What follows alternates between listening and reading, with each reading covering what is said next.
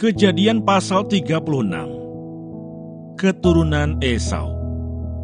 Inilah keturunan Esau, yaitu Edom.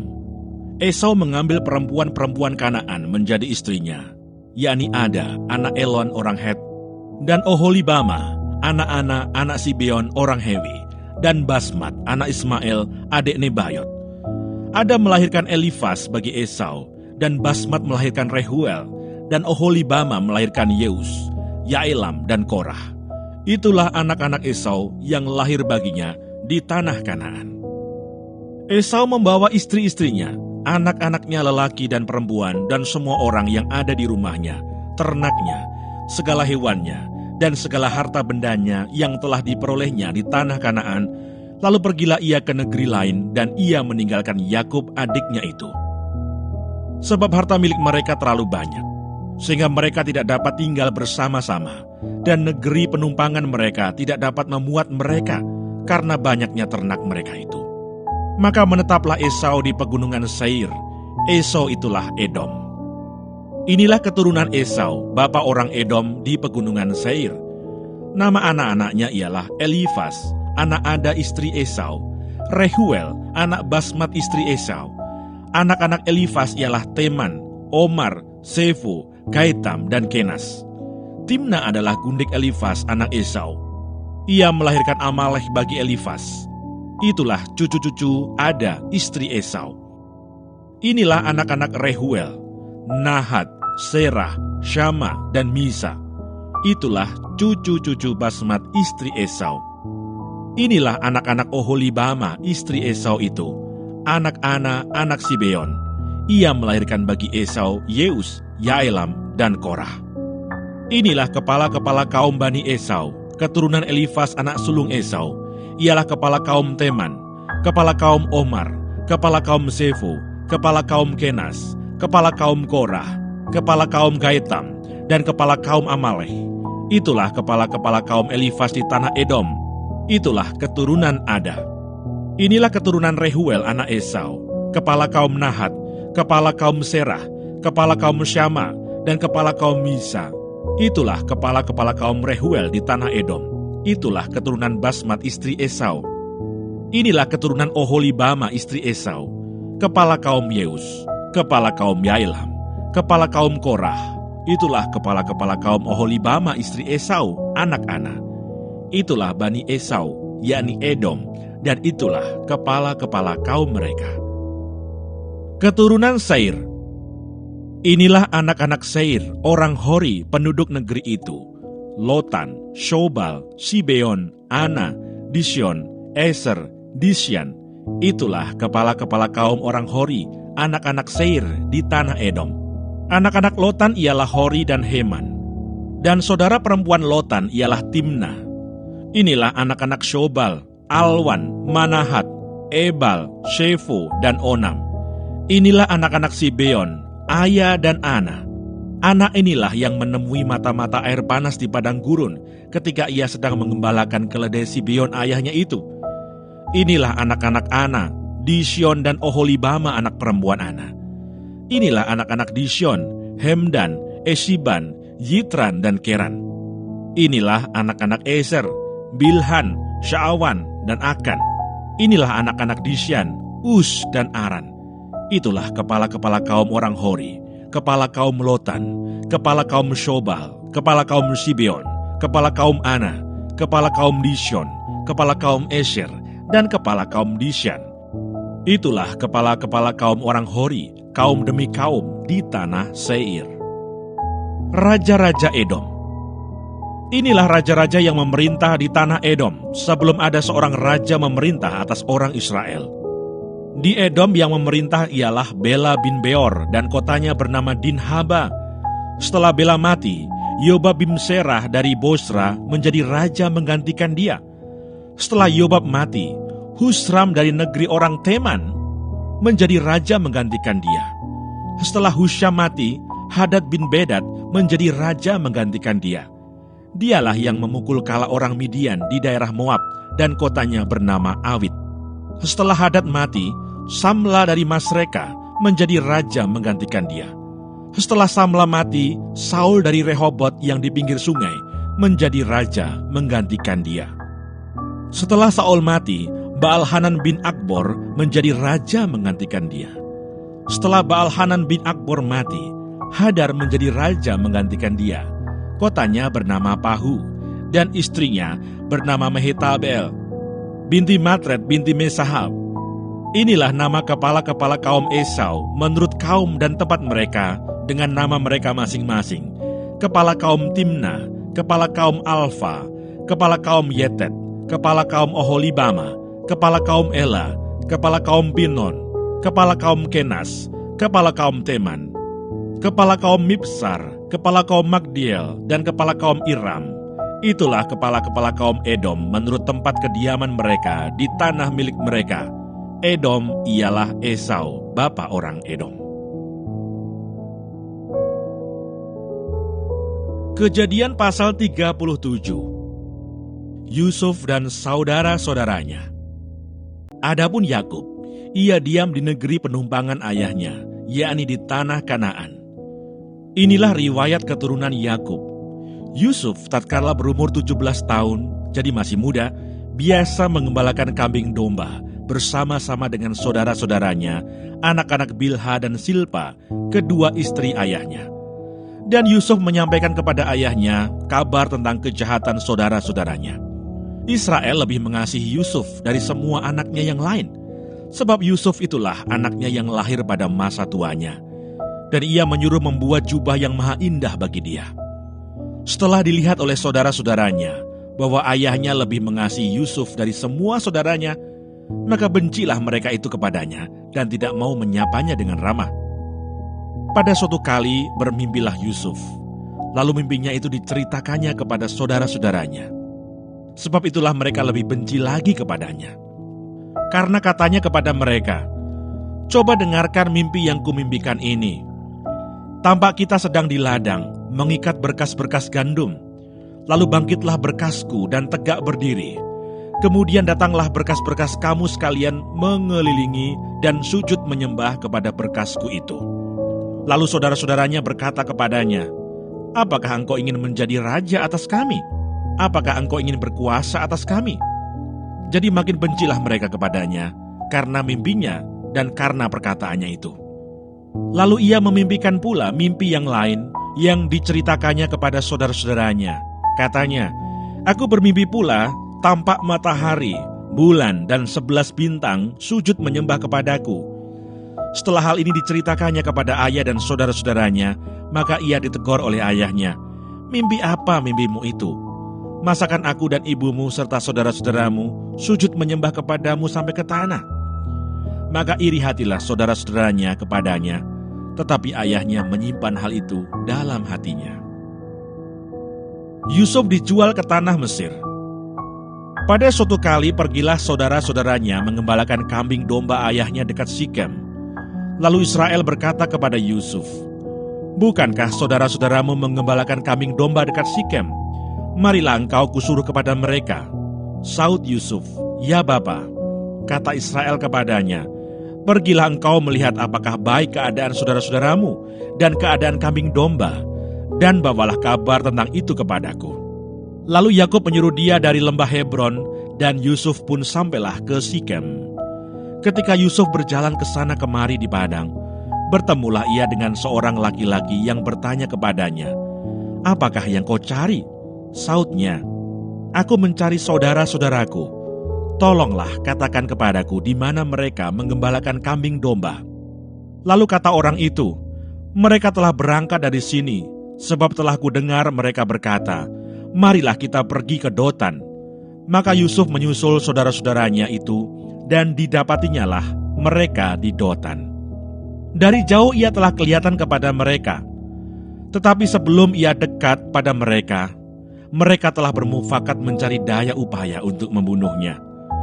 Kata mereka seorang kepada yang lain, "Lihat, tukang mimpi kita itu datang.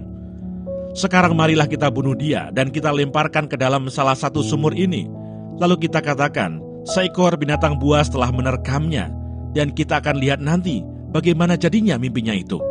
Ketika Ruben mendengar hal ini, Ia ingin melepaskan Yusuf dari tangan mereka, sebab itu katanya, "Janganlah kita bunuh dia." Lagi kata Ruben kepada mereka, "Janganlah tumpahkan darah. Lemparkanlah dia ke dalam sumur yang ada di padang gurun ini, tetapi janganlah apa-apakan dia." Maksudnya, hendak melepaskan Yusuf dari tangan mereka dan membawanya kembali kepada ayahnya. Baru saja Yusuf sampai kepada saudara-saudaranya, mereka pun menanggalkan jubah Yusuf, jubah maha indah yang dipakainya itu. Dan mereka membawa dia dan melemparkan dia ke dalam sumur. Sumur itu kosong, tidak berair. Kemudian duduklah mereka untuk makan. Ketika mereka mengangkat muka, kelihatanlah kepada mereka suatu kafilah orang Ismail datang dari Gilead dengan untanya yang membawa damar, balsam, dan damar ladan. Dalam perjalanannya mengangkut barang-barang itu ke Mesir. Lalu kata Yehuda kepada saudara-saudaranya itu, "Apakah untungnya kalau kita membunuh adik kita itu dan menyembunyikan darahnya? Marilah kita jual dia kepada orang Ismail ini. Tetapi janganlah kita apa-apakan dia, karena ia saudara kita, darah daging kita." Dan saudara-saudaranya mendengarkan perkataan itu. Ketika ada saudagar-saudagar Midian lewat, Yusuf diangkatnya ke atas dari dalam sumur itu, kemudian dijual kepada orang Ismail itu dengan harga 20 shikal perak. Lalu Yusuf dibawa mereka ke Mesir. Ketika Ruben kembali ke sumur itu, ternyata Yusuf tidak ada lagi di dalamnya. Lalu dikoyakkannya lah bajunya, dan kembalilah ia ke saudara-saudaranya, katanya, "Anak itu tidak ada lagi, kemanakah aku ini?" Kemudian mereka mengambil jubah Yusuf dan menyembelih seekor kambing, lalu mencelupkan jubah itu ke dalam darahnya. Jubah maha indah itu mereka suruh antarkan kepada ayah mereka dengan pesan, "Ini kami dapati. Silakanlah Bapak periksa apakah jubah ini milik anak Bapak atau tidak." Ketika Yakub memeriksa jubah itu, ia berkata, "Ini jubah anakku. Binatang buas telah memakannya. Tentulah Yusuf telah diterkam." Dan Yakub mengoyakkan jubahnya, lalu mengenakan kain kabung pada pinggangnya, dan berkabunglah ia berhari-hari lamanya karena anaknya itu. Sekalian anaknya laki-laki dan perempuan berusaha menghiburkan dia, tetapi ia menolak dihiburkan, serta katanya, "Tidak, aku akan berkabung sampai aku turun mendapatkan anakku ke dalam dunia orang mati." Demikianlah Yusuf ditangisi oleh ayahnya. Adapun Yusuf, ia dijual oleh orang Midian itu ke Mesir, kepada Potifar, seorang pegawai istana Firaun, kepala pengawal raja. Kejadian pasal 38. Yehuda dan Tamar. Pada waktu itu, Yehuda meninggalkan saudara-saudaranya dan menumpang pada seorang adulam yang namanya Hira. Di situ Yehuda melihat anak perempuan seorang Kanaan. Nama orang itu ialah Sua. Lalu Yehuda kawin dengan perempuan itu dan menghampirinya. Perempuan itu mengandung, lalu melahirkan seorang anak laki-laki dan menamai anak itu Sesudah itu perempuan itu mengandung lagi, lalu melahirkan seorang anak laki-laki dan menamai anak itu Onan. Kemudian perempuan itu melahirkan seorang anak laki-laki sekali lagi dan menamai anak itu Shela. Yehuda sedang berada di Kesib ketika anak itu dilahirkan. Sesudah itu Yehuda mengambil bagi anak sulungnya, seorang istri yang bernama Tamar. Tetapi anak sulung Yehuda itu, adalah jahat di mata Tuhan. Maka Tuhan membunuh dia.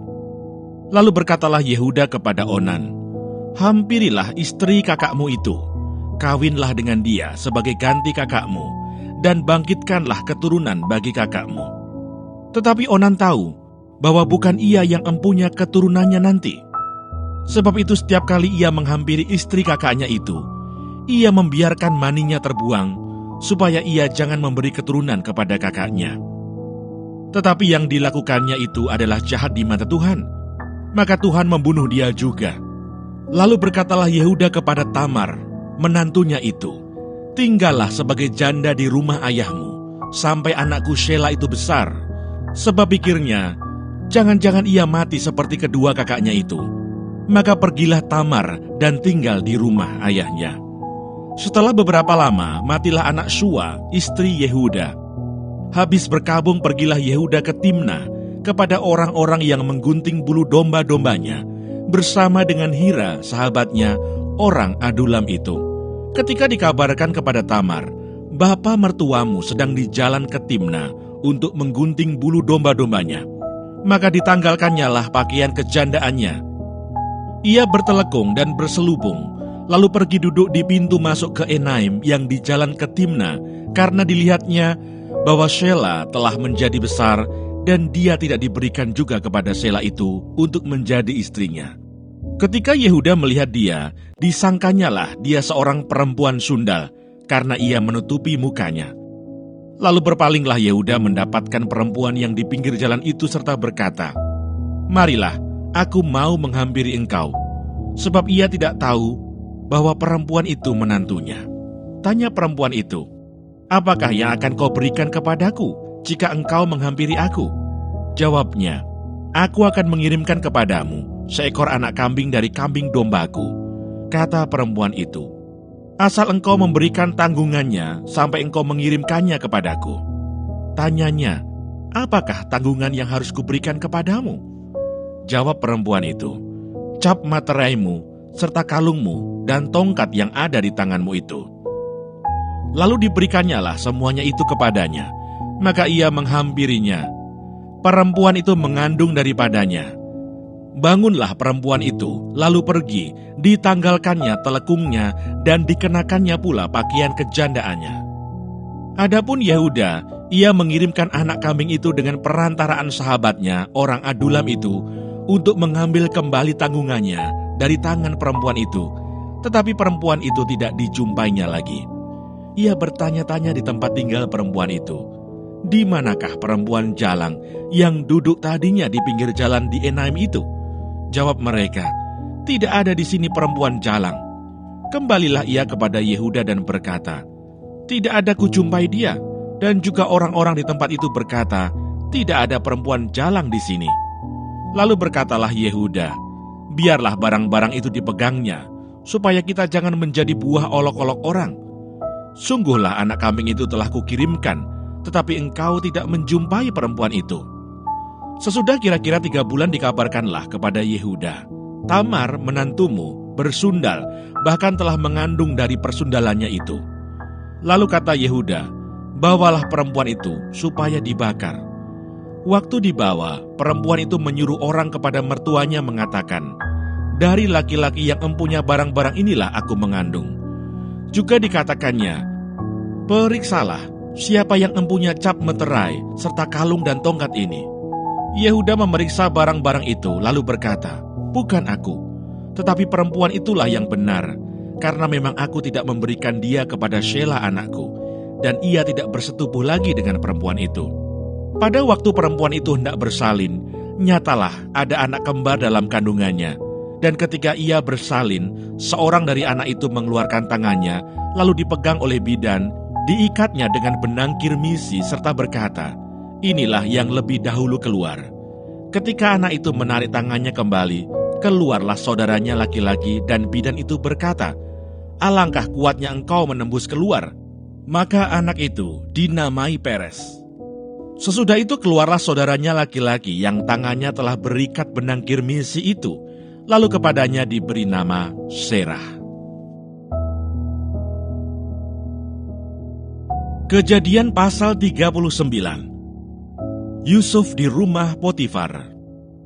Adapun Yusuf telah dibawa ke Mesir, dan Potifar seorang Mesir, pegawai istana Firaun, kepala pengawal raja, membeli dia dari tangan orang Ismail yang telah membawa dia ke situ. Tetapi Tuhan menyertai Yusuf, sehingga ia menjadi seorang yang selalu berhasil dalam pekerjaannya. Maka tinggallah ia di rumah tuannya, orang Mesir itu. Setelah dilihat oleh tuannya bahwa Yusuf disertai Tuhan dan bahwa Tuhan membuat berhasil segala sesuatu yang dikerjakannya, maka Yusuf mendapat kasih tuannya dan ia boleh melayani dia. Kepada Yusuf diberikannya kuasa atas rumahnya dan segala miliknya diserahkannya pada kekuasaan Yusuf. Sejak ia memberikan kuasa dalam rumahnya dan atas segala miliknya kepada Yusuf, Tuhan memberkati rumah orang Mesir itu karena Yusuf, sehingga berkat Tuhan ada atas segala miliknya, baik yang di rumah maupun yang di ladang. Segala miliknya diserahkannya pada kekuasaan Yusuf, dan dengan bantuan Yusuf, ia tidak usah lagi mengatur apa-apapun selain dari makanannya sendiri. Adapun Yusuf itu manis sikapnya dan elok parasnya. Selang beberapa waktu istri tuanya memandang Yusuf dengan birahi, lalu katanya, "Marilah tidur dengan aku." Tetapi Yusuf menolak dan berkata kepada istri tuanya itu, "Dengan bantuanku, tuanku itu tidak lagi mengatur apa yang ada di rumah ini, dan ia telah menyerahkan segala miliknya pada kekuasaanku. Bahkan di rumah ini ia tidak lebih besar kuasanya daripadaku, dan tiada yang tidak diserahkannya kepadaku, selain daripada engkau, sebab engkau istrinya. Bagaimanakah mungkin aku melakukan kejahatan yang besar ini dan berbuat dosa terhadap Allah?"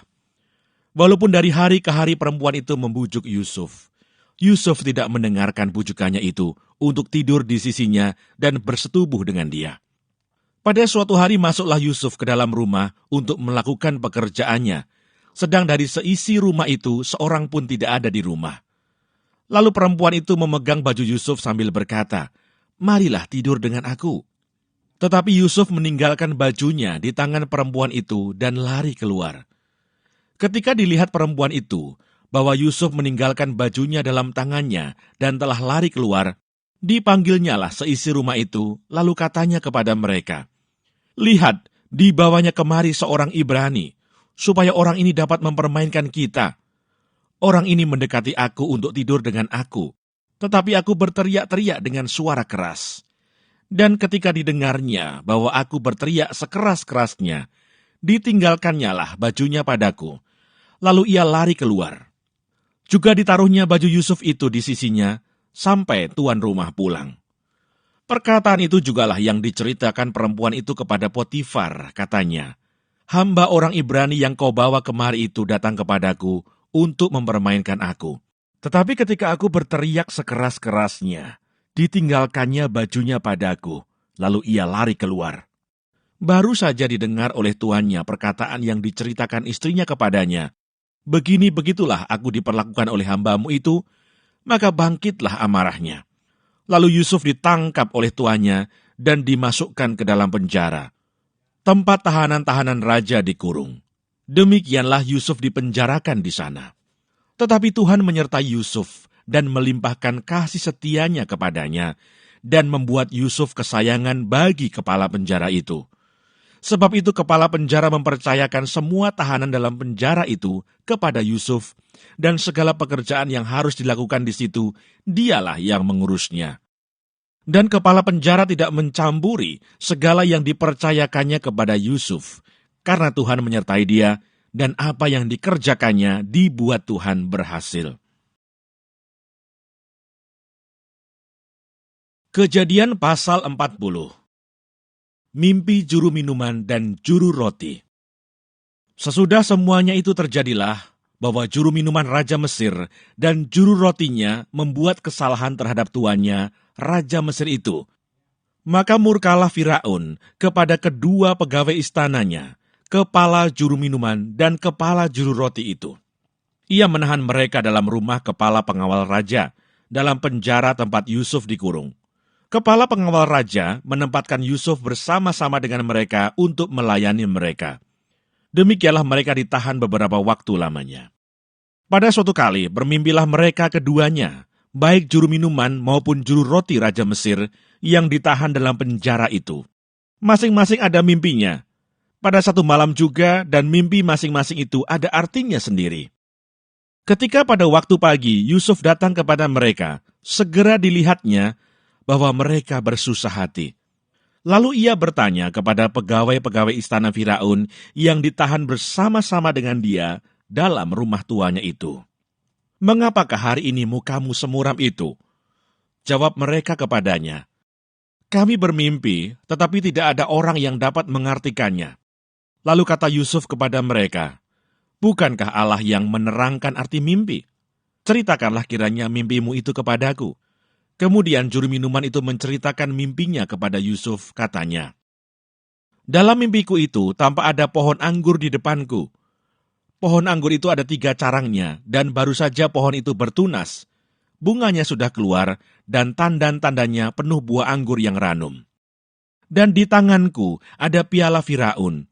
Buah anggur itu kuambil, lalu kuperas ke dalam piala Firaun, kemudian kusampaikan piala itu ke tangan Firaun. Kata Yusuf kepadanya, "Beginilah arti mimpi itu. Ketiga carang itu artinya 3 hari. Dalam 3 hari ini, Firaun akan meninggikan engkau dan mengembalikan engkau ke dalam pangkatmu yang dahulu, dan engkau akan menyampaikan piala ke tangan Firaun seperti dahulu kala, ketika engkau jadi juru minumannya. Tetapi ingatlah kepadaku, apabila keadaanmu telah baik nanti, tunjukkanlah terima kasihmu kepadaku dengan menceritakan hal ikhwalku kepada Firaun, dan tolonglah keluarkan aku dari rumah ini. Sebab aku diculik begitu saja dari negeri orang Ibrani, dan di sini pun aku tidak pernah melakukan apa-apa yang menyebabkan aku layak dimasukkan ke dalam liang tutupan ini." Setelah dilihat oleh kepala juru roti, betapa baik arti mimpi itu, berkatalah ia kepadanya, "Aku pun bermimpi juga. Tampak aku menjunjung 3 bakul berisi penganan. Dalam bakul atas ada berbagai-bagai makanan untuk Firaun, buatan juru roti, tetapi burung-burung memakannya dari dalam bakul yang di atas kepalaku." Yusuf menjawab, "Beginilah arti mimpi itu. Ketiga bakul itu artinya 3 hari. Dalam 3 hari ini, Firaun akan meninggikan engkau, tinggi ke atas, dan menggantung engkau pada sebuah tiang, dan burung-burung akan memakan dagingmu dari tubuhmu." Dan terjadilah pada hari ketiga, hari kelahiran Firaun. Maka Firaun mengadakan perjamuan untuk semua pegawainya. Ia meninggikan kepala juru minuman dan kepala juru roti itu di tengah-tengah para pegawainya. Kepala juru minuman itu dikembalikannya ke dalam jabatannya, sehingga ia menyampaikan pula piala ke tangan Firaun. Tetapi kepala juru roti itu digantungnya, seperti yang ditakbirkan Yusuf kepada mereka. Tetapi Yusuf tidaklah diingat oleh kepala juru minuman itu, melainkan dilupakannya.